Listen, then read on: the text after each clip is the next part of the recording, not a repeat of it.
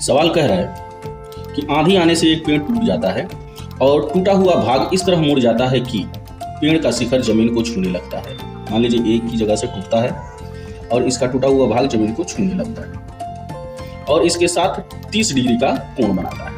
पेड़ के पाद बिंदु की दूरी, कह रहा है कि ये जो जड़ है इसकी दूरी पेड़ का शिखर जो जमीन को छूता है यहाँ से यहाँ तक 8 मीटर है। तो पेड़ की ऊंचाई बतानी है कि कितनी है। पहले फिगर को समझना है कि ओपी क्या है, पेड़ है जो ए से टूट गया है और यह जमीन को छू रहा है। यहाँ पे जमीन से छूते हुए ये 30 डिग्री का कोण बनाता है। अब देखिए जो यहाँ से यहाँ तक ए बी है वह बराबर है ए बी के। अगर हमको ए बी और ए ओ पता हो तो हमें पेड़ की ऊंचाई मिल जाएगी, यानी लंब और कोण हमें पता होना चाहिए। तो सबसे पहले हम लंब निकाल लेते हैं, यानी ए ओ निकाल लेते हैं। तो लंब ज्ञात करने के लिए लंब बटा आधार होता है tan थीटा। थीटा है 30 डिग्री, यानी tan 30 डिग्री बराबर होगा ओ ए बटा 8।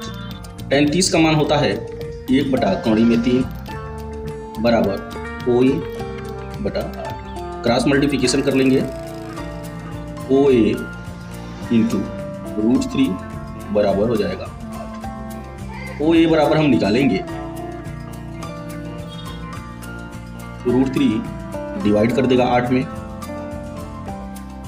तो ओ ए बराबर हमको मिला 8 बटा √3। ये तो हो गया यहाँ से यहाँ तक जो पेड़ का बचा हुआ भाग है उसकी लंबाई।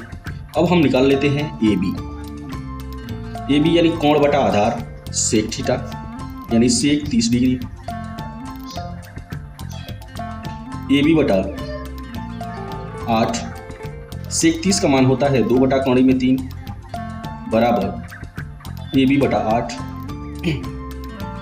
क्रॉस मल्टीप्लिकेशन हम करते हैं तो ए बी का गुणा होगा √3 में और 8 दूना 16।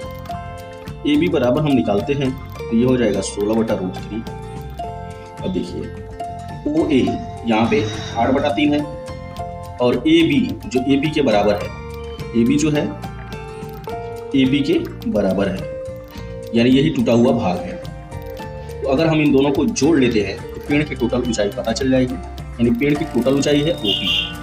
अब देखिए ओ पी बराबर ओ ए धन ए बी,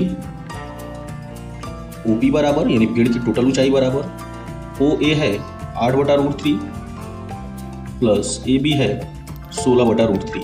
दोनों के आधार समान है तो ऊपर वाला हम जोड़ लेते हैं, यानी अंश को जोड़ लेते हैं। पूरा मिला के 24 होगा और बटा √3। अंश और हर में हम √3 का मल्टीप्लाई कर देते हैं। ओ पी बराबर हमें मिलता है 24 √3 बटा 3। 3 बटे 24 बराबर पी बराबर रूपी बराबर 8 कौड़ी में 3। ठीक है, ये हो गई पेड़ की टोटल ऊंचाई।